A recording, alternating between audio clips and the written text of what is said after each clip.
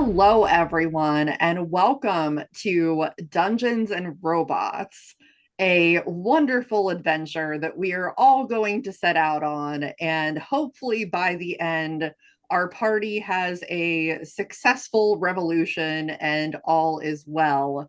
But before we get into the actual game, I would like to start off by just introducing our participants and our wonderful adventurers that are about to have lots of fun. So our participants in this game are Ben, Dan, Phoenix, Johnny, Mitchell, and Jay, who will be in the game a little bit later. But I think that we're all ready to kind of get going. So I will start the scene off and let everybody know what this world is and what we're kind of dealing with here. All right. So, in a world that is dark and bright all at the same time, murky back alleys that you could walk into but might never walk out of, juxtaposed by bright lights beckoning any passerby to fork over what little credit they had for a number of goods and services. It is a world so familiar in some ways, and after all, it is Earth, but a version of Earth where we took a very different path.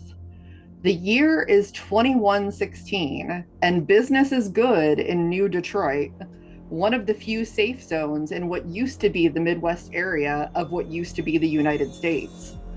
The whole mess had actually come a long way in the 90 years since the robots took over. The fighting had died down significantly since humans began evolving themselves, adapting with the eventual help from outside of the planet. Not that they really had a choice. Technology ruled in this universe, and if it wasn't installed permanently in your body, then you likely weren't going to last long. It is a typical Monday, which meant it's a school day. Schools are still a critical part of this society, even though the world governments nearly shut them down entirely during the height of the fighting. We find ourselves in a sixth grade classroom at 7 a.m., where we find the teacher preparing for the day's lessons.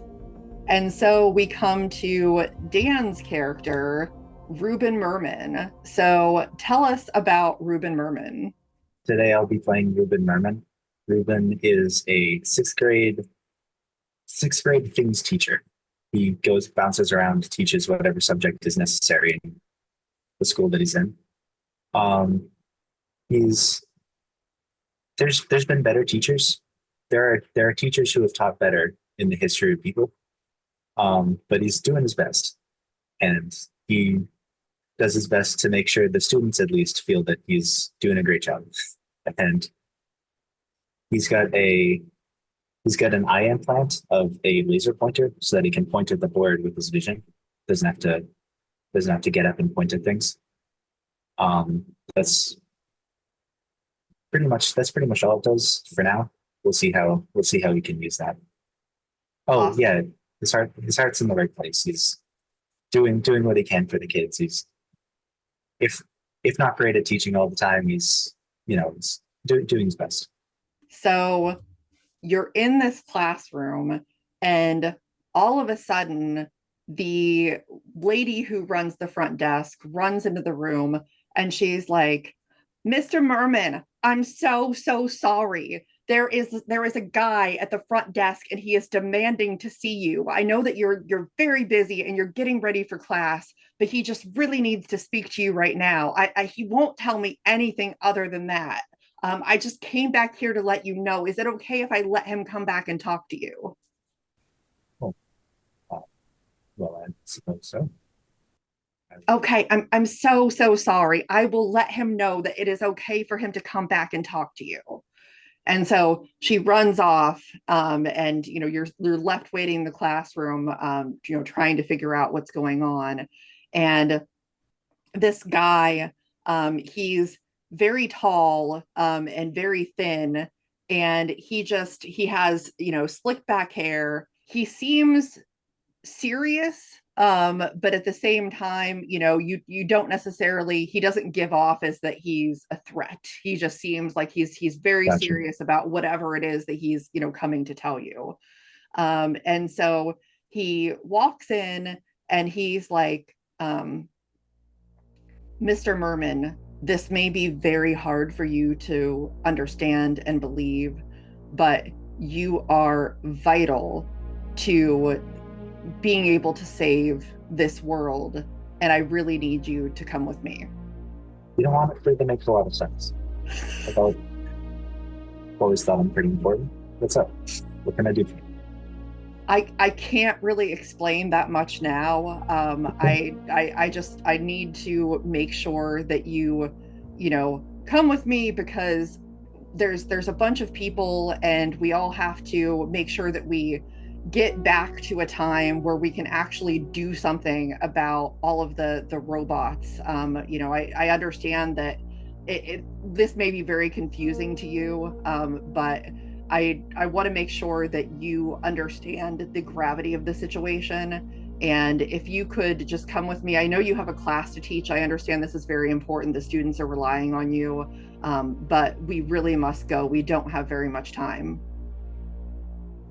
I'm we have to see if we get back to it, Tom. What's what do you mean by that? I've said too much already. There's Okay. so much more that I need to explain. I've said too much. You need to trust me and you need to come with me. I assure you that I'm not here to harm you in any way. I feel like that's also what someone would say if they wanted to harm me. But you know what? I'll trust you. Oh, you know what? Hey kids, just turn to page 23 and there's some problems on there. Just kind of look at them for a while. They'll start to make sense. I'll be back in a little bit. The man, walks out of the room. Are you going to go ahead and follow him? I mean, it's kind of a slow day. Might as well. I didn't have I like sort of had a lesson plan, but I was gonna have to wing it anyway. And there's there's a couple other substitute teachers. Like they'll be okay. I'll go. All right. So the man walks out of the room and you follow him and you're walking towards the front of the school. And all of a sudden he stops like, something has happened and he says, we're gonna go ahead and go where we need to go, but I need you to just wait here for a second. I have to go outside and take care of something really quickly. And you said we're in the like we're still in the school. Yes, you would be like in the front area of the school, very close to the exit. Okay, I'm comfortable there. I'm right there for a minute. Okay. So for right now, while the strange man is outside doing something that you don't know what's going on, we're going to shift to a food establishment outside of the city where a man and a woman are sitting at a booth in a tense conversation. The man says, I know this is a shady way of handling it, but what choice do you have? But how do you know we can trust them? She asked. For all we know, we're going to end up being salvaged for parts. The man tried to assure her. I swear the guy who recommended them is trustworthy. They can help, as he gestured to a figure sitting in the opposite corner of the restaurant. And now we go to Phoenix's character. And Phoenix, if you can tell us a little bit about Valerian. Yeah, so Valerian Ashford is a former naval officer from a distant, far-off world. They enlisted in the Interplanetary Navy to get away from home and started a career as a promising officer. Before being shot down in combat, they blamed themselves for their mistakes and now, well, did their time in the Navy, got out, and now just wanders around doing odd jobs to survive. They have, because of the whole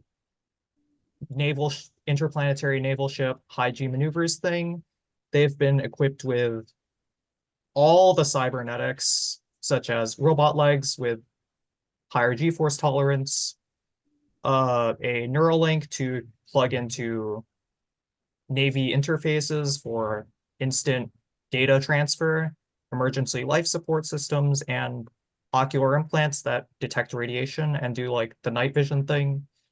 And yeah, they're generally just looking to redeem themselves for their perceived mistakes. Awesome. So you are in this restaurant and you see a man and a woman approaching you.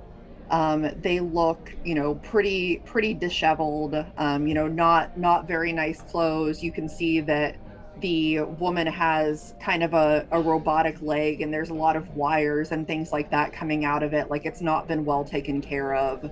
And the man has, kind of several wires and things coming out of his head.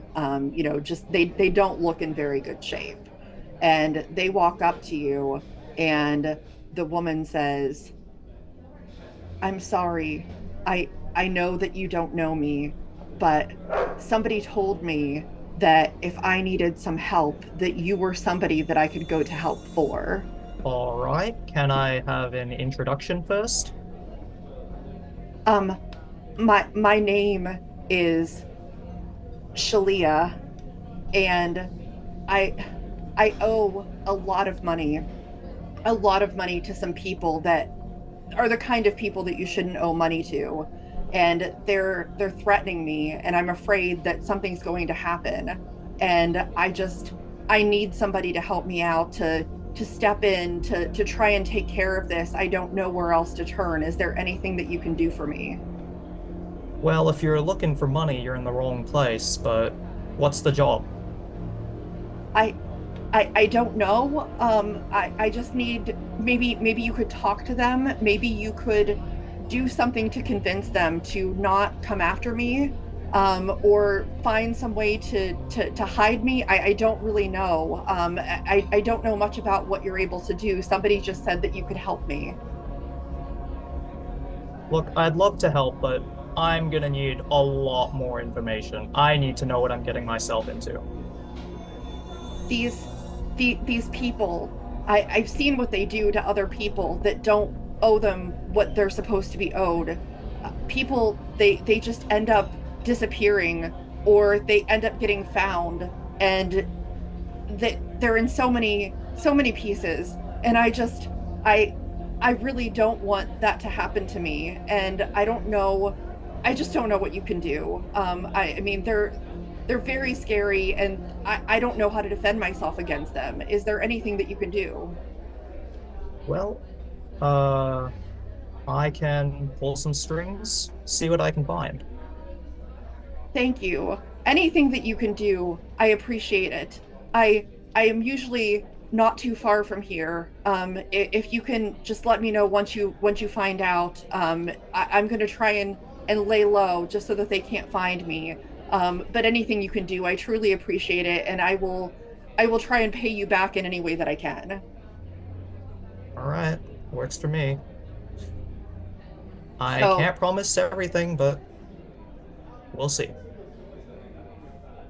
So she just gives you a slight wave and starts to walk away. And the moment that they start to walk away, then this other very large man comes into the restaurant. Very muscular, very imposing. No hair, completely shaved bald, but you can see part of his head. There is a metal plate in the top of it. He also has a metal hand as well, that you can see, and he looks very, very imposing. You actually, after the conversation that you just had, the you may expect that that is where this person came from, but they walk actually straight over to you, and they look at you very intently and say, "Are you Valerian Ashford?" Hi, can I help you? "Actually, I believe that you can. You need to come with me." I'm sorry? You need to come with me. I can't explain much further than that, but this is of dire importance. Oh, bloody hell. This is the second time today. What? Can I, I ass- have any information at all? I assure you, this is a matter of life and death. You coming with me can change everything about the universe as you know it. Huh. Haven't heard that in a while. Well, I'm going to regret this, but let's see what you're on about. Okay, please, we must go right away. And he starts to kind of walk towards the front door of the restaurant. I get up and follow. Okay. So he continues to walk out, and no sooner do you both get out of the restaurant than all of a sudden he stops for a moment and says, um, we need to wait right here. I'm waiting on one of my colleagues before we go further. So we just need to wait right here for further instruction, and it shouldn't be too much longer. So I apologize for kind of coming at you like this immediately, but there will be more information. I assure you. Once we get everyone together, then we're going to be able to reveal everything. All right. Okay. So, a bit further east in Old York, which ironically was not far from what used to be New York, in a small apartment, electronic components and pieces of metal are strewn around as a man furiously works to find a specific part that he was looking for.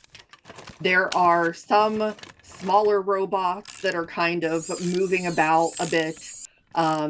Clearly this is somebody that's done a lot of tinkering with the robots. And this is where we come to Mitch's character. So Mitch, if you would like to introduce your character. My character is Flash Hubbard. He competed for 17 years in the Old York Havoc Robot League.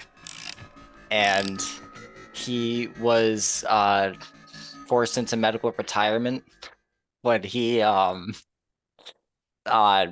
because in this league not only do you fight robot versus robot, but there's a separate competition that he also partook in where he competed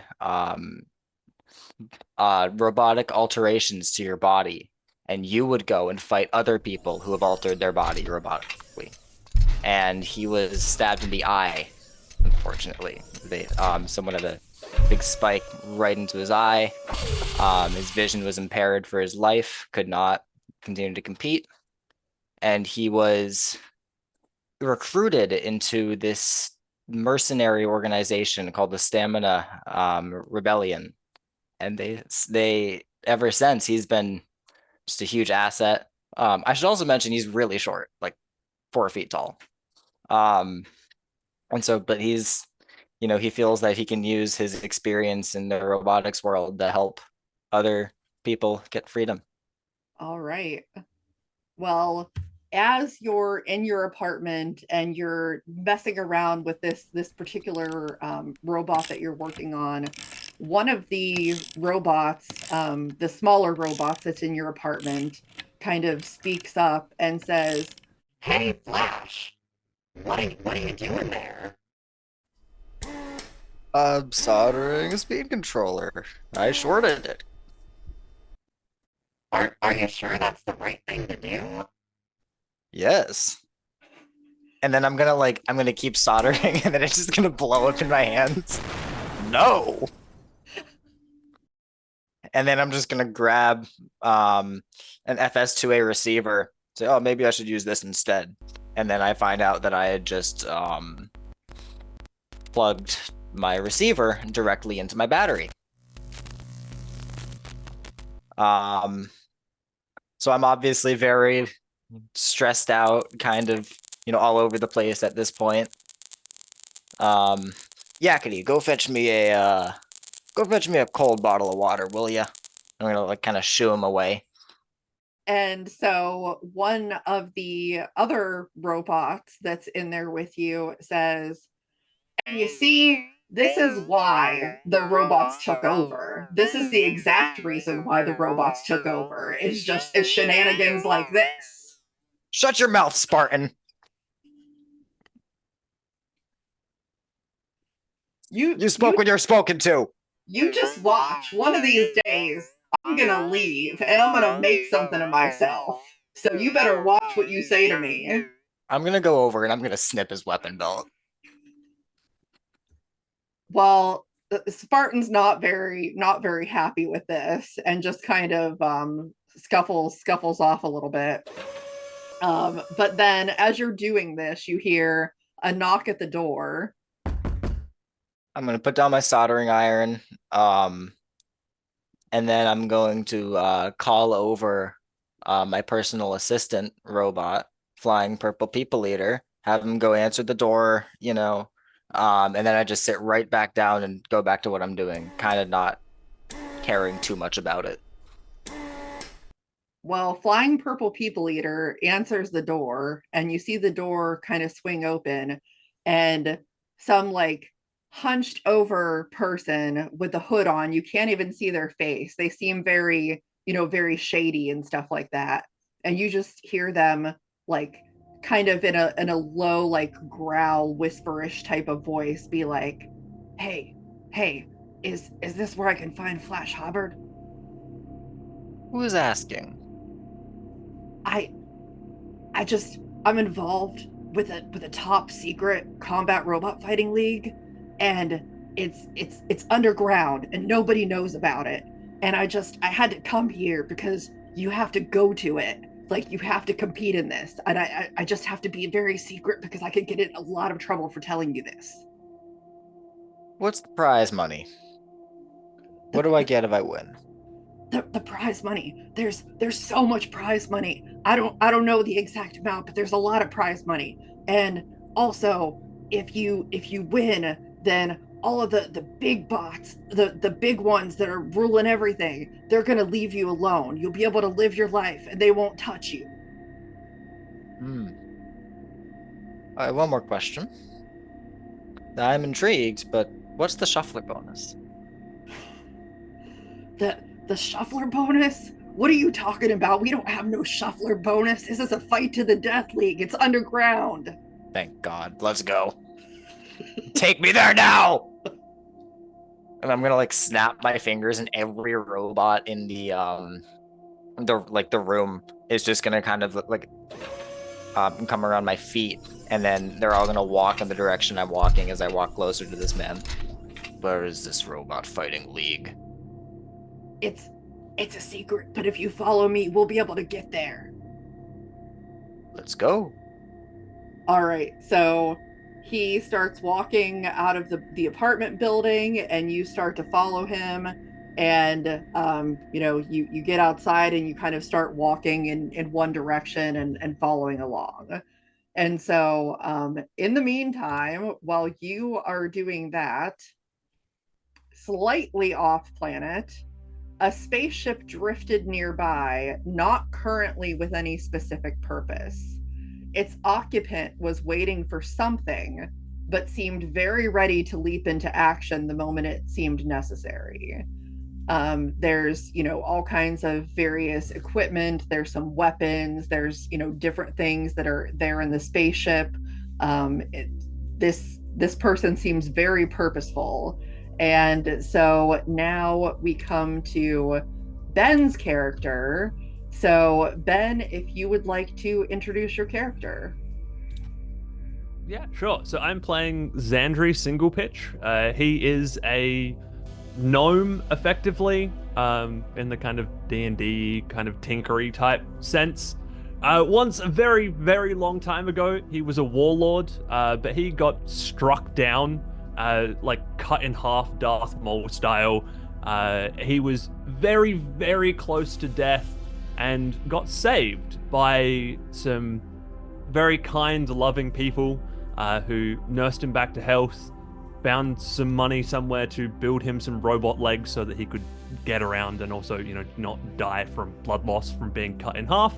And in doing so, learnt that actually maybe being a warlord was the worst possible thing he could have done, and he's kind of in a bit of a heel turn moment right now where he's trying to work out exactly who he is and what he wants to do now that he's not dedicated to being evil all of his life. He is also 4 feet tall, being a gnome. Yeah, we've got 2 short guys on the team. Or, well, maybe. We'll see how we go. All right. So you are in this spaceship, and you have a communicator and everything else like that, like a radio type of system. So somebody that's maybe nearby that has the same frequency can radio in, and all of a sudden you get a signal and everything else like this, and they're like, come in. I need to speak to somebody named Zandri. You got him? What do you want? So, I know that this is going to sound a little bit strange, but we need some help, and you are definitely the person to help us. Are you in the helping business right now? His eyes narrow a bit. Are you sure? That's what I was told by my superiors. So I'm just reaching out to see if you would be willing to assist. I don't know who's told you this, but does seem their intel's pretty good. Okay, sounds good. If I happen to give you some coordinates, would you be able to follow those and meet us for further instructions? Yeah. Do you want an impact at that location or me at that location? Those are 2 different things that we're going for here. Ideally, I think that we would like you at that location. I don't think that we would like to get blown up at this time. Thank you. Right, okay. Personnel, not orbit. Not weapons. Sure. Yeah, all right. All right. We are sending over the coordinates right now. If you can please come to that location as soon as possible, then we will give further instruction. Just one question. Who are you working for? I can't say that we're not able to give very much information. We have to make sure that we have all parties together before we can provide additional information. All right, one final question then. Your boss. You got a laugh? Sure. Oh, I don't know. Mostly villains have laughs these days. I assure you, it is a jolly laugh. It's almost Santa-like. Wait, who's Santa? I'm not familiar with this person. Sorry, I've said too much now. Please follow the coordinates. All right, but you're on thin ice. One wrong move, I'll take this whole lot down. We understand. We will see you soon. I'm just gonna end the communication. I'm not gonna say anything else. So you end the communication, you receive the coordinates, and they set you off on the course to get to where they want you to go. And so back on Earth, on the westernmost coast of former America, just north of one of the robot strongholds, was a small beach area. Even after years of devastation, a few pristine places such as this existed, though sadly not many were all too interested in visiting it, as it was not a place that could make anyone money or provide much value at all, besides just taking in the serenity of the waves and having it provide a sense of peace and calm. A lone figure walked along the edge of the water, letting the water run over her feet as the tides came in and out. And so now we go to Johnny's character. Johnny, please tell us about your character. Sure. So Alim, Windsong is my character. I know, very generic name. But Alim lived a very normal life. Pretty, I mean, as normal as you can in this this robot overlord society. But she enjoyed, just walking on the beach. It's something she always did when she was little. Um, and this one particular day, she found a sword buried in the sand. I can't prepare. And this sword, from the second she grabbed the handle, it was like she had a new direction in life. And while walking back on the beach path, she heard a little voice. And curious, she looked over and she heard, "Hey, hey, is that a thwackbot?" Alim was very confused. And Alim looked down and saw a 10.3 millimeter tall Jake Hoffman. Confused at seeing the celebrity, Jake Hoffman, in real life suddenly at her beach. She didn't know what to say. She was so lost. But all she could say was, "You look a lot shorter in person." Um, Now, this mini Jake was very, very useful. Mini Jake had a lot of crafting skills, and Mini Jake helped her design her own mechanical wings that got implanted on her back, um, just to glide, and detachable spring-loaded jumping claws. And Mini Jake, he knows how to cat. Um, They also catted a TPU leash for Mini Jake. So Mini Jake is also like a weapon that can be used. And yeah, that's Alem. All right. So Alem is just walking along the beach. It's very, very calm and peaceful, and there doesn't seem to be anyone that's around. And then all of a sudden, you see like kind of the water, out there move a little bit as if there's something underneath. And all of a sudden, you start to see kind of this figure coming out of the water, that has a helmet on and everything else like that to be able to breathe, and has like some oxygen packs. And it's very strange, because normally there's not many people that even go to these beaches, let alone like being in the water. And this figure comes out and approaches you and takes their helmet off and is like, are you Alim, and the do you have Jake Hoffman? For legal reasons, no, I don't have Jake Hoffman, but I am Alem. I'm not sure what you mean by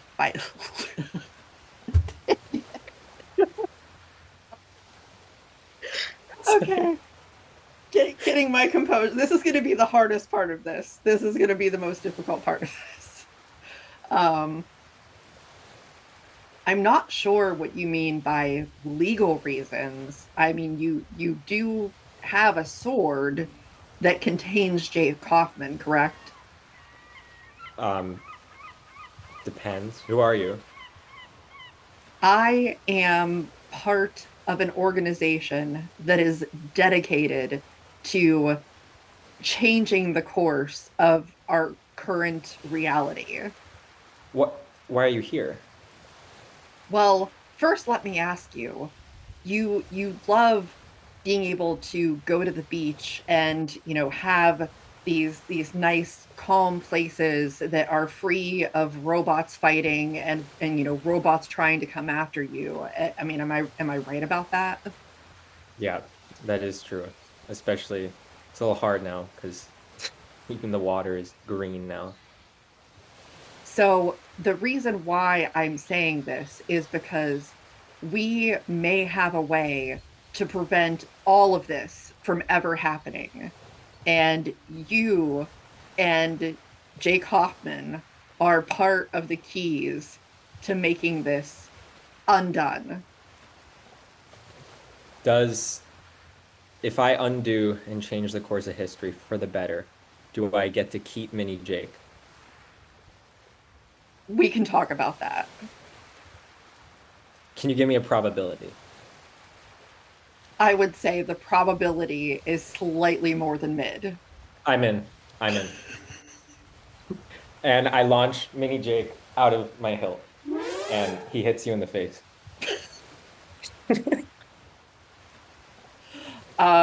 The person that came from the water is very taken aback for a moment. And they're like, okay, we're gonna have to go to another location. So I need you both to come with me, and then all will be revealed. All right. I take Mini Jake. He's yelling right now. He's yelling at you because he doesn't know what's going on. He just woke up. But I put him back in my hilt. Um, and we pick up a little tiny maximizer that's on a Jake leash that my Jake is on a leash too. And they all go in the hilt and we come with you wherever we're going. How do we get to where we're going? We're gonna get into that. We're gonna get into that. Um, all right. So we've introduced all of the characters. We're going to go back and we're going to kind of continue on with the story here. So going all the way back to Ruben, you are waiting inside of the school, and this person that has just come to find you has, left momentarily. And you've only been there for maybe a couple of minutes, and all of a sudden the front door to the school opens, and the man kind of staggers back in a little bit. And at first you're just, thinking he's a little bit like, off or whatever the case may be. But then you see that he's clutching his stomach area, and there is a large metal protrusion coming out of his mid stomach area. And he says, I'm so sorry. I tried, but you need to go. You need to get out of here. They're coming for you. Uh, nurse's office is third on your left. Is he in a state that I can ask him a question? He is still alert enough that he could answer a question if you would ask it. Is there anything I can do to prevent this, to keep you from getting shot at this? You mentioned some sort of time thing. I'm still kind of stuck in this. Yes, there is something that you can do to prevent all of this, but you've got to get to where all of the others are going. You have to be able to get there. And he starts coughing a little bit, and you can see that he's coughing a little bit of blood out of his mouth. And he's like, I'm not sure that I'm going to make it, and I don't think that I can take you there. Okay, I'll do my best. Sorry, you really should see the nurse. This, they're, it's really good. He can help. I'm gonna go though. Where do I go?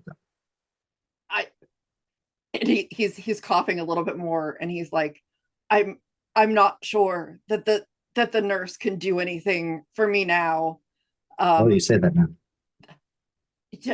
he hands you like this kind of beacon. It's glowing and things like that, and he hands it to you. It's kind of like an orb almost, and he's like, take take this. If if you are close to the others, it will glow brighter. So I just, if you get out of here, just get away from the robots. Just get away from the robots. They will keep coming after you. Make sure stay off of the streets, and if you see them, just, and he like coughs a few times and slumps over a little bit, and his eyes close, and you can tell that he's gone. I just I kind of stand there for like 10, 15 seconds, kind of unsure what to do, and then just kind of dash out of the Okay. And you exit the open door. building, and you do see kind of a little bit off in the distance, you see a flash of metal, like just to the side of a nearby building. So you can see that there is a larger robotic figure over that way. Where do you want to go? if I kind of hold the orb in either direction, is it going to give me anything? Or... It does. If you start to head in the direction that you're supposed to go, it will start to glow just slightly brighter. I think I take a good 10, 15 steps the other direction. Try and stay nice and quiet so I'm not alerting whatever that metal thing is. Okay. So it has not detected you in any way. And as you go in that direction, you can see that the orb just glows a little bit brighter than it was before. That seems good. I just kind of keep walking that way for a while. Perfect. So you start walking in that direction, and essentially, following like whatever direction. Okay, it's glowing less, then obviously you don't want to go that way, and just follow the directions that it's glowing more, while you're working to find wherever this location is that you need to be. We're going to go back to Phoenix's character, and you are standing outside of this restaurant still with this larger man that has kind of stopped for a moment and is waiting. And you see him hold his hand up to his ear a little bit, almost as if he's listening for something. And then all of a sudden he says, We're compromised. We can't stay here. They're definitely coming for us. We need to be able to get out of here. I'm just gonna like pull this out just in case. So he's decides to go in and like towards the right of the building, and kind of more in a stealthy way, just in case. I mean, you can't see any robots in the area. There's nothing that makes you think that there's anything super nearby that's going to be Can dangerous. I use my night vision here? Can you use your night vision? That is a good question. Let's do a check for that. Do you want to do it as a smarts, appeal, or speed check? Smarts check. Smarts check. Okay, so you're gonna roll a 1d6, and then you would add that to your smarts. Okay, rolling. I have a 4 plus, where's the number? 11, 15. 15. Okay, so yes, you can do that. Okay, do I see anything? You do see that there is like a larger robot that is somewhat nearby. It's not super close to you. It's a little bit more off in the distance. It's more towards, I would say, the left area of the building. And at the moment, you're currently headed the opposite way from where that robot is. All right, I'm gonna keep walking and pretend I didn't see anything, and hope they don't notice me. You never know with those robots. So you can keep walking that way. And the gentleman is kind of like trying to shuffle along. I mean, he's a pretty large guy, so he stands out in a crowd. It's harder for him to be able to hide or anything like that. You do start to hear a little bit of just a weird, like, siren-ish noise, kind of off in the distance towards where that robot is. And upon hearing that noise, do you do anything differently, or are you just kind of continuing to move in the direction that you are? Uh, can I do anything differently? I don't believe I can. I'm just going to keep walking. Okay. So you're walking along, and all of a sudden you can sense that something has changed dramatically. This robot is maybe way faster than you would have anticipated, because you could see it, but it was just kind of staying still before. And you turn around, and you can see that this robot has gotten much closer, like close enough that you don't even need to have any special vision or anything like that. I mean, you can plainly see it not that far from you. And this robot is a evolved version of Claw Viper. Oh, bloody hell. Oh. Which is why it's so fast. And you can tell by this point it has definitely spotted you and this person that you're with. All right. Does the person I'm with have any weapons?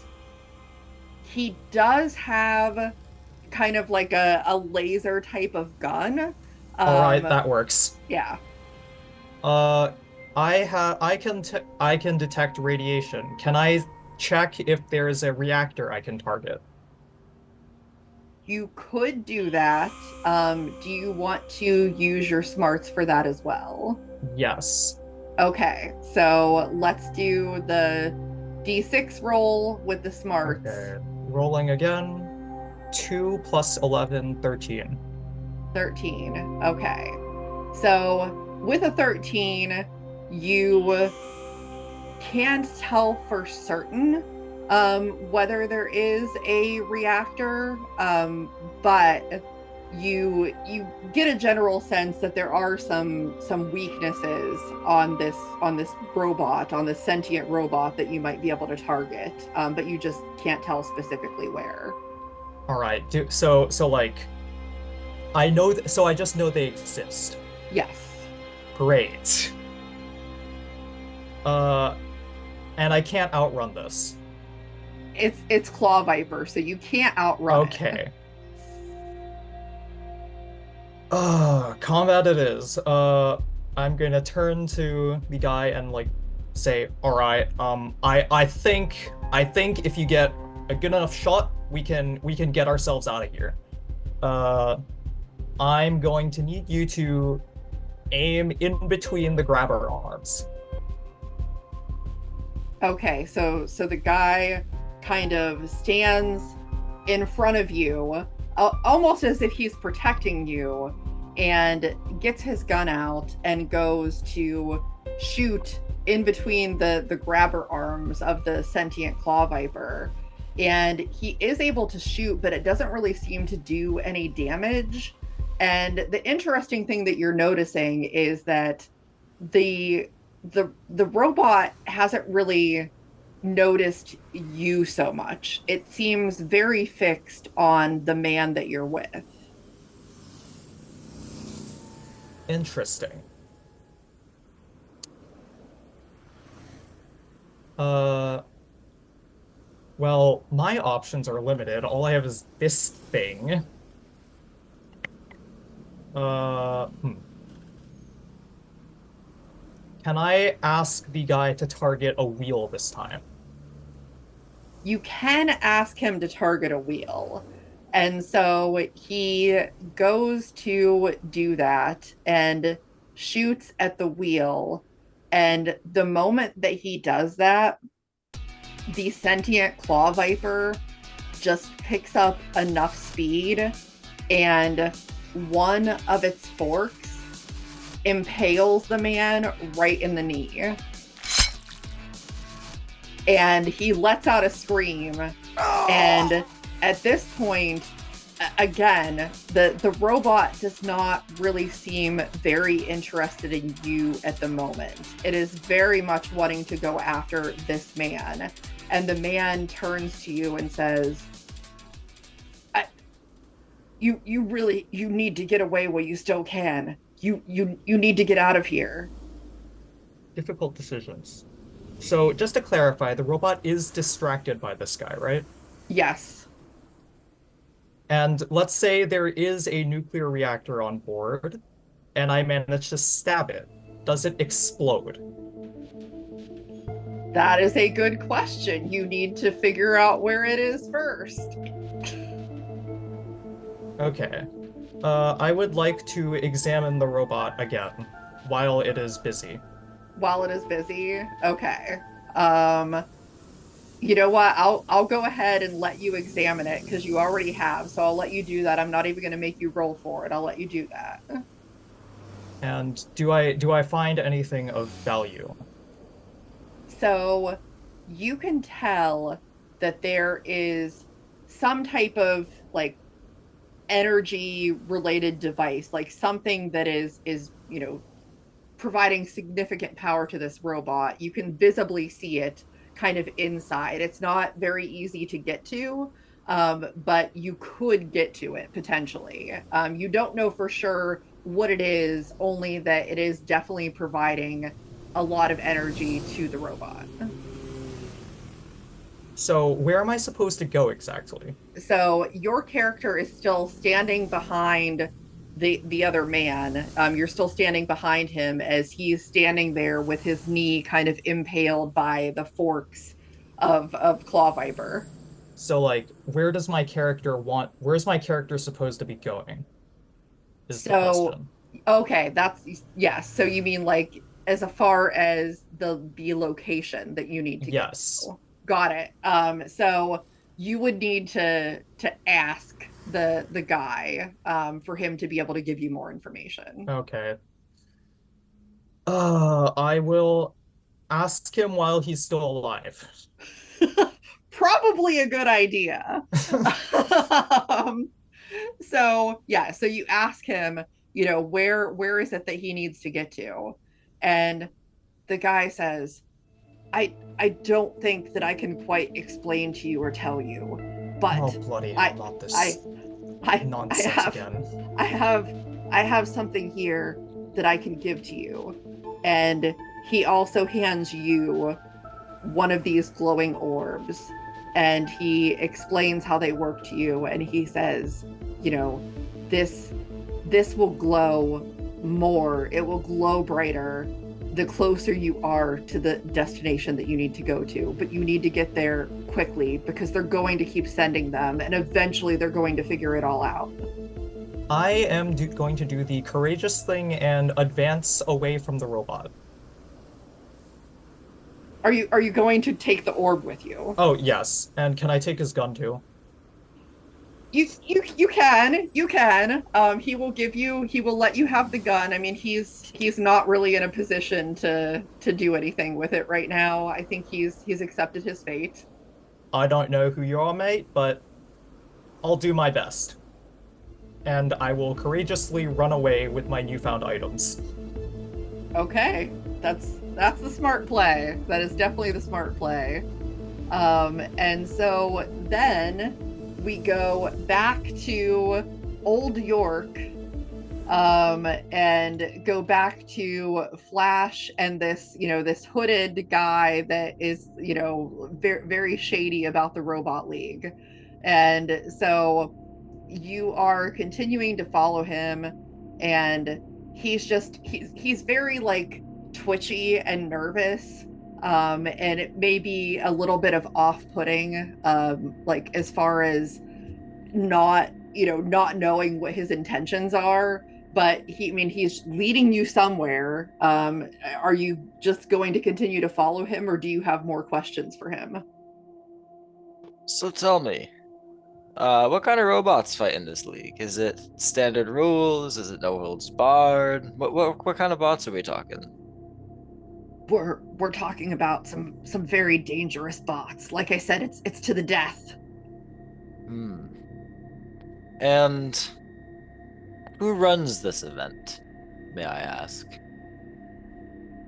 um the big boss. I don't think I've never met the big boss. I don't know who they are, but they seem to have a lot of power, and they've been able to get some of the best bots, and you definitely are one of the builders that we want to have in this competition. We want to be able to see what you can do. Hmm. Well, Big Boss, BB, could also mean Brett the Brick. So we'll just go with that. I Um, and I seem to take some like strange amount of comfort in the fact that I think this is Brett the Brick running this competition. So any other questions for the guy?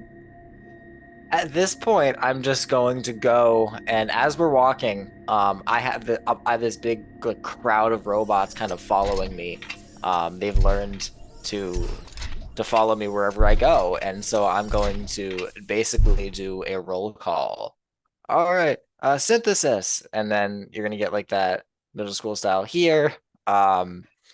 Voltage here. Power Surge, and then Power Surge is that one kid that does present. Um, and I'm just gonna go through this list, make sure everyone is there. I have everyone. Um, and besides that, I'm just gonna walk with them.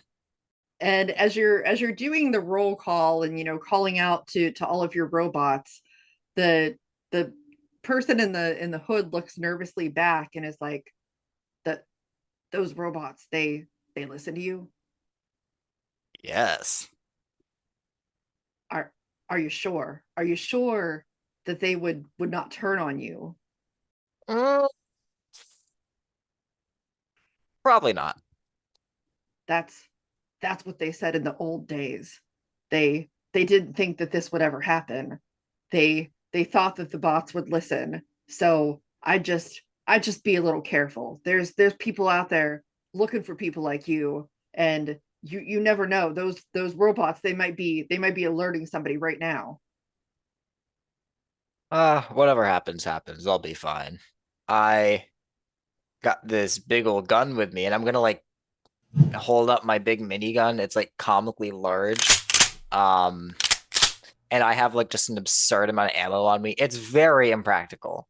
No like reasonable 4 foot tall person should ever be carrying around a weapon of this size. But I have it, and I'm gonna like act like this is going to protect me from anything that I'm gonna face. I Way just overconfidently. I know. I see that you have a weapon, and I see that your bots are following you, but it's just, you can't be too careful. That, like, you don't understand. There's so much at stake. Listen to me.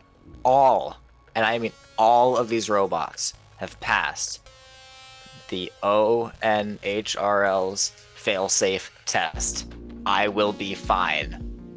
Well, then you better hope that they're prepared to defend you in the event that they come, because some of these robots, some of them can be taken down very easily, but there's others that I'm not sure that any of us could take down, and you don't want them to come after you. Hmm. We'll see. He seems to not be very comforted by any of the things that you've said. He seems still very, very Really? concerned. Um, And you can see as you're walking along that in his pocket you can see like a steadily, like, it starts glowing more and more. Something in his pocket is glowing the further that you walk along, and you're not really sure what it is, but he seems to be, very purposely moving towards a destination, and obviously he wants you to continue to follow. I'm gonna continue to follow, but I'm gonna have some of my better robots get to the front of the group. Behind, so I have kind of this wall of robots between me and him. Um, some of my heavyweights, middleweights, the bigger bots, and then a couple ant weights in there, some higher power ones. Um, and I'm gonna like make this wall of robots kind of between me and this man, but I'm not gonna say anything. I don't want him to know that I'm suspicious of him. I want to kind of keep it low key, and so I'm gonna keep walking. All right. And so both of you keep walking as you see this orb glowing brighter and brighter. And clearly there's something that's going to be happening soon. So we're going to go back to Xandri in the spaceship, and you have these coordinates, and you're starting to fly towards that direction. You can see that it's a location on Earth, and you're not sure exactly where this location is. Other than having the coordinates, but you're flying towards it, and then all of a sudden there's some type of, like, laser fire, like, towards your spaceship. You can feel that it's been hit. Not anything critical, just that there was the ship rumbles a little bit as something hits it, and you're not sure exactly what's going on. What is your first move? I jump to the console. Do I have shields on this particular? I guess it's a landing craft, so probably not. Yeah, there's not any shields, but like at least for right now, the fire that you're taking, it's not really doing any damage. It's just kind of rattling the ship. Mhm. I'm gonna look at the console. Gotta get those shields at some point. Right. Well, I guess. And I'm just gonna like do an evasive maneuver or turn the ship sideways and just like fly sideways for a bit, try and like make the craft less of a target. Yes. And so as you're doing that, you can hear the like the communication device come on, and you can hear a voice going, "Hello, I'm so sorry. Um, I I think something might be happening. I think somebody might have found something out. I We can't do much to help you right now, but just if you can get past them, just get past them, and we'll be able to help you out when you get down on the ground." What, you mean the people with the pea shooters that are like kind of rattling me a bit? I'm not too worried, mate. So I'm so sorry, but it's not a person. What do you mean it's not a person? I I'm sorry to tell you this, but it's it's the and you can hear that the radio is starting to cut out a little bit. Um, but after it starts cutting in and out, all that you hear is the word Valkyrie. What is that? A Valkyrie? What is that? And then you just again the static is kind of cutting in and out, and you hear robot, and you hear the word evolved, and you can just hear that these people are very panicked. Mate, look, you're cutting in and out. Can you like get to a higher point or something? I can't hear you.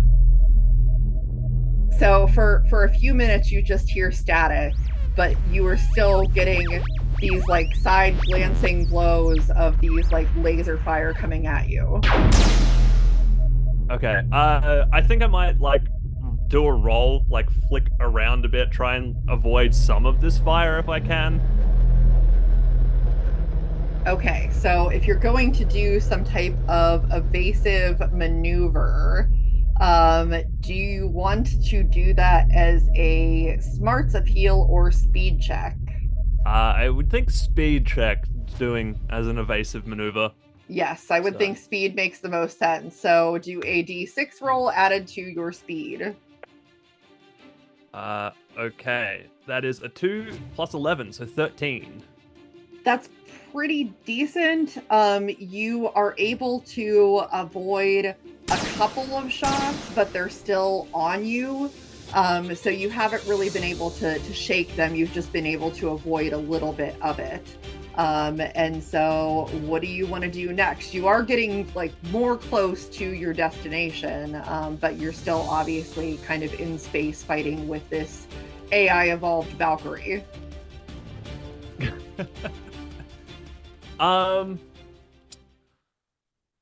I guess so. The thing that I'm out of character, Xandri doesn't know much about Earth, so doesn't really know that robots are an issue on Earth. Would the ship I'm in have some kind of connection or like database that I could like gain some information on while I'm flying so that I can Yes. catch my character up a little bit? Yes, you would be able to use something on your ship to be able to get information about, like, if you know, searched for what is Valkyrie. Mm-hmm. Yeah. So also, am I still in space or am I like at the planet at this point? You're not quite down towards the planet's surface, but you're still, you know, fairly high up there. You've probably broken the, you know, the initial atmosphere and stuff like that, and the ship is still after you. Okay, sure. Right, I'm going to, yeah, very quickly look at what Valkyrie is on my ship's computer. Okay, that's Computer, what's this Valkyrie then? and this is, I would imagine, going to be a smarts check. Oh, God, okay, here we go. That's a 1. So that's 8 for my smarts check. So the computer is just like, Cannot understand. Need more information. I think it's a robot. Look, doesn't matter. And I'm gonna hit the big red button on my control panel to increase speed. Okay. Like throw a boost on. Okay. That'll work. And so you do that, and you're able to speed up. I mean, the ship is still kind of in pursuit, but you're able to put some distance between you and the ship, and are, kind of approaching the area that you're supposed to be in. And for some reason, the robot that is pursuing you decides to back off and kind of flies off into another direction. And you start to, approach the landing area and all of that. But, your ship is still in good shape, and you still don't really know anything else about what's going on right now. Cool. As I approach the landing area, I'm going to come in to like about 2 stories up, and I'm just going to sit there for a second. And I'm going to try again with the computer. Computer, Valkyrie robot, I think. Information, please. So the computer is like, Valkyrie is a robot that was once a battlebot, and after robots gained sentience, is now a part of the robot resistance. Right, okay, so this planet's got a robot resistance then. Right, I didn't keep a lid on that shit. Oh, this is gonna be a problem. Bloody Earthlings not keeping a lid on their robots, I tell you what. Go ahead, and if you're, landing and everything else like that, and kind of awaiting for more information or for somebody to come and, let you know what the heck's going on beyond whatever the computer was able to tell you. So as mentioned, I think this is a landing craft, so it's like a single cockpit type thing. I'm going to, at 2 stories up, open the cockpit, stand up onto the nose, and just have a look and see if there's anybody down there yet before I do anything else. Gotcha. And so far at this point, you don't see anyone around yet. You don't see anybody in sight. Cool. I am going to wait up here. I'm going to sit cross-legged on the nose of the ship and just kind of wait for other people to get here. Makes sense. All right. Well, we are going to go back to the beach situation. And so there's you and Minnie J. Kaufman and this person that came out of the water, and they've taken their helmet off. I mean, they're not having any intention of going back into the water, and they're just kind of carrying it along with them. And you're walking along, and they walk up to a kind of a vehicle. It's not quite like a normal car. It's almost like more of a motorcycle style vehicle. It's 2-wheeled, but as if it was more contained. So it's not, open. There's actually like an area over top and stuff like that. So it's just a very unique type of vehicle that's more motorcycle like, but kind of also like a car that you can get into. So are you going to continue to follow this person and go with this person? Is this person's human? I can verify because their helmet's off. They do appear to be human. Appear.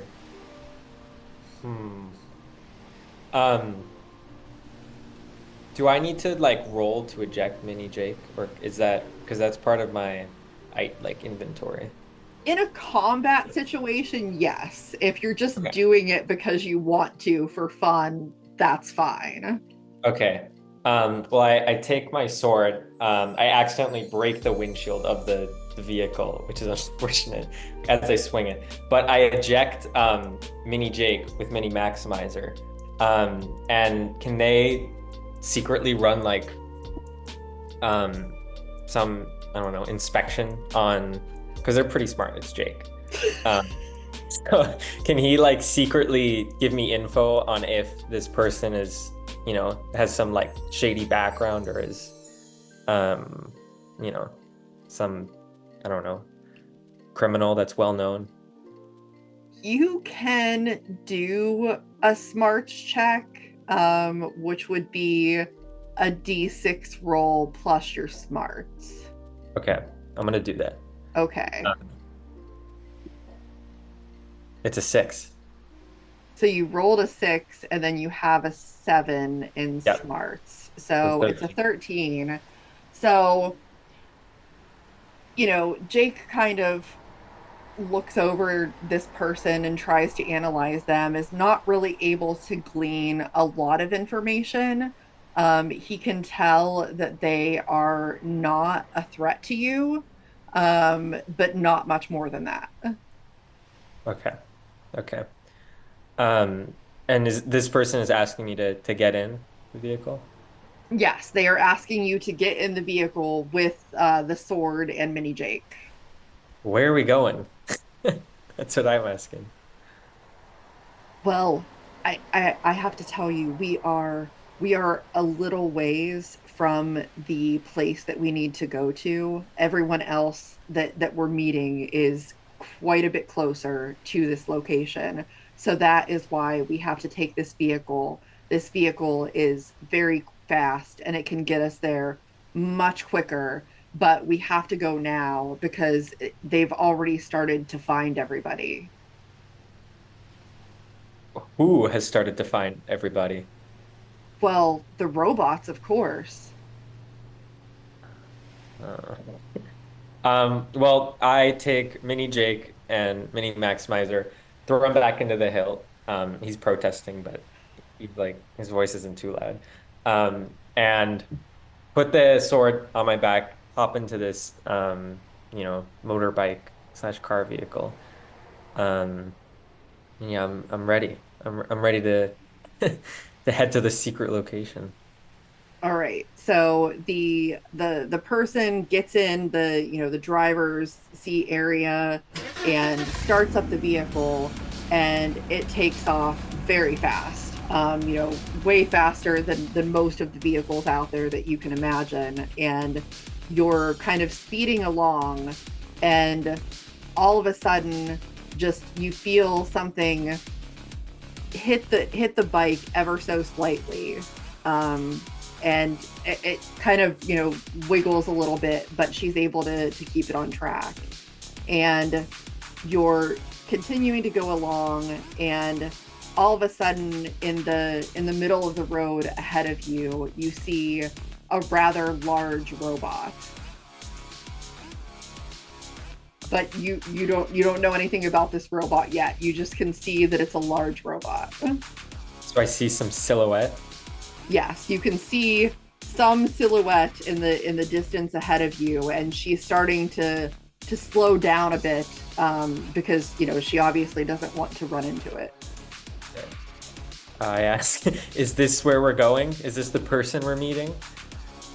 And you can tell that she's all of a sudden very tense and concerned, and she says, "This is not the person that we're meeting. This is a problem." Does this vehicle, this secret CIA vehicle, have any weaponry? I don't really have a lot of weapons. There's some components of this bike that could be weapons, but that would require taking it apart. And if we do that, then we're not going to have a way to continue to get there. Okay. How wide is the road? Is it possible to just dodge around this thing, or is this thing gonna just stop us in our tracks? It is not possible to dodge around it, as the robot is quite wide. Okay. I'm gonna do the only thing I can think of and throw a Mini Maximizer at it. Really hard. So this is Mini Maximizer. Yeah, it's like this big, but it's weapon spins really fast. So it has I'm talking almost the speed of light, this little weapon. So it has a lot of kinetic energy, this little weapon. Can we get a weight check on Mini Maximizer? It's It's a fairy wave. Hey, those are still dangerous. Yeah, especially when it spins at the speed of light. Okay, well, you can throw it, but like right after you throw it, all of a sudden you see this robot in the distance, and it just every part of it lights up in flames. Yeah. Is it a flame? Like, is this or did Mini Maximizer like do a number on this thing? I was going to say, don't celebrate yet. Shoot. Let's see. We gotta get creative here. Does this vehicle have any sort of like armor? Can we, worst case, just go full speed into it? It is potentially possible. What I will tell you about this vehicle that you did knock the windshield out of, by the way, is that the vehicle itself, like the actual body of the vehicle, is flame proof. That's very convenient. So there is that. However, you still have to find a way to get over or around. Around may not be possible, but as you get closer to this robot, you can see that it has large forks coming off the front of it that look very similar to ramps, that you could use as such.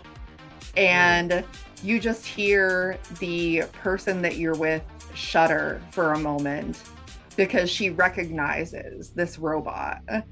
And what do you say anything to her, or? I'm gonna ask, do you know this thing? Do you know what this thing is?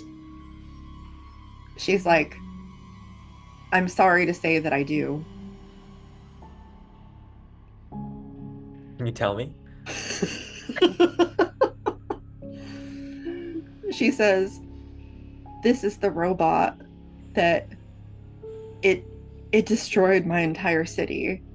Everything burned to the ground. All was lost. Crap.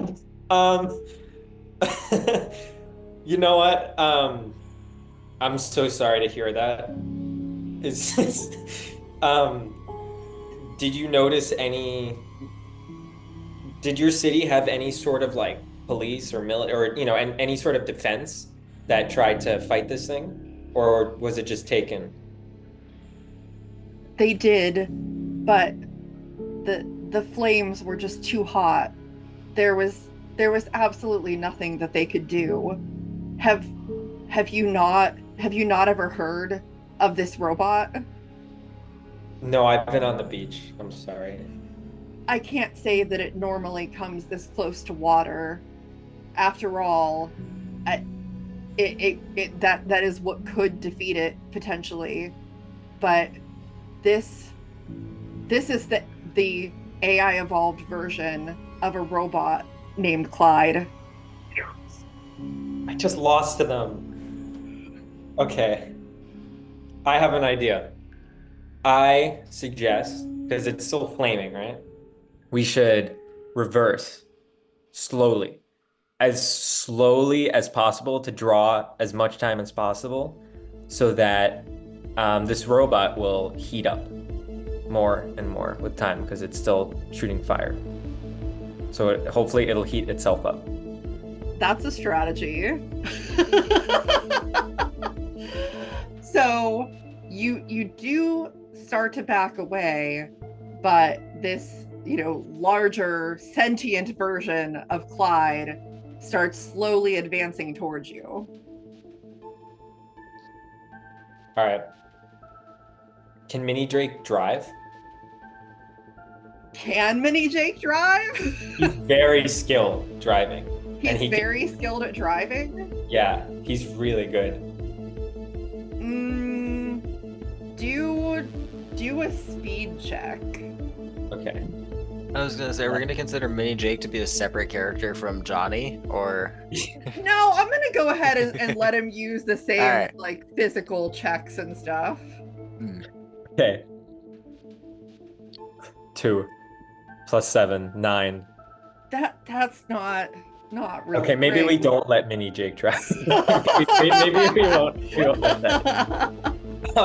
Okay. At this point, I don't know. I don't even know what's happening. I don't know. I was just walking on the beach, and I say at this point we just go full speed and try for the fork technique and just try to jump the forks, because I don't know what else to do unless it needs like a sacrifice with Mini Jake. No, we're But I would not rather- we're not sacrificing Mini Jake. Let's just get that right. Okay. So what I want you to do then is do another speed check. Okay. This better be good. I do love I can't work out a solution to this. Human sacrifice. Yeah. D&D not I don't allowed. know. It's too big. It blocks the road. I have no other options. I got a 4, so 4 Okay. plus 11. Yeah, I mean that's better. That's better. So you go to kind of build up some speed and going towards the forks, and you can feel as you're getting closer to it that the heat is hotter, and so you know that you're really going to have to get past it quickly, especially because the windshield is shattered, and that's not going to protect you from the front part of the heat. It's only this, the rest of it that's going to protect you. And so you have to kind of start going up, and then all of a sudden you stop and you pull back because you realize that you're going to need to just go about it a slightly different way. So what do you want to do alternatively, knowing that going forward, you're going to get blasted with heat? So I do have, can I use my own robotic implants in this situation? You can actually. That's the whole Because purpose. I do have wings on my back. And would it be theoretically possible to build enough speed by just, if I climb up to the roof of this thing, grab on, and have my wings turn into a glider? Would it be possible to build enough speed to help create a little bit of lift? Not enough to fly, but enough to help us get off the forks and jump. Potentially, but if you are lifting the vehicle and you're on the outside, you would be impacted by the fire. Okay. Which you could take damage. That is what your health and stamina is for. So you could do it, and then you would just have to, I would roll for what your damage is that comes off of your gallantry. So you could do it. I might try that, because I don't know. You already banned the sacrificing Mini Jake. Yeah, that's banned. That's not gonna happen. So I don't know what else I can resort to. I think that's. Can I ask you as the driver, do you have any ideas? So there is one other way that you could go about it, but without me specifically telling you. The only thing I'm going to say is I did say that proceeding forward with the vehicle facing forward would not be a wise idea. I didn't say anything about any alternative directions of the vehicle proceeding. Oh, I didn't even think about other roads. Could I have just gone around this whole time? You can't go around it, but vehicles don't just go forward. There are other directions that vehicles can go. Well, I already tried backwards. You didn't. Oh, I did the slope. Oh, towards the water. Yeah. That's probably a good idea. Okay. I'd rather not take the damage and sit on the outside of this motorcycle type thing into a giant evolved Clyde. Especially, I'm a little worried about Mini Jake in the hilt. He might it might turn into an oven and heat him up. And we need him sharp. So I suggest that we back away and go towards the water. you could do that. So you go in that direction, you go away, and mind you, Clyde isn't going to be very fast. So if you go the opposite direction, Clyde isn't going to be able to really get to you very quickly. So if you go towards the water, then you are able to take a slightly different path. If you were just going forward, I mean, like by the time you would try and get around to one side of this, large robot, it would have already shifted by that point. But because of the alternate route that you're taking, you're able to get around.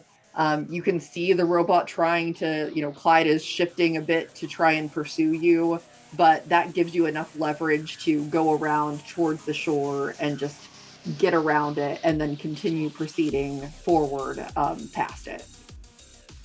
Everyone stay tuned for more Dungeons and Robots. We still have one more character to introduce and a lot more story to go, and I guarantee you will be positively entertained. So check out the next episode, and I hope that you enjoyed.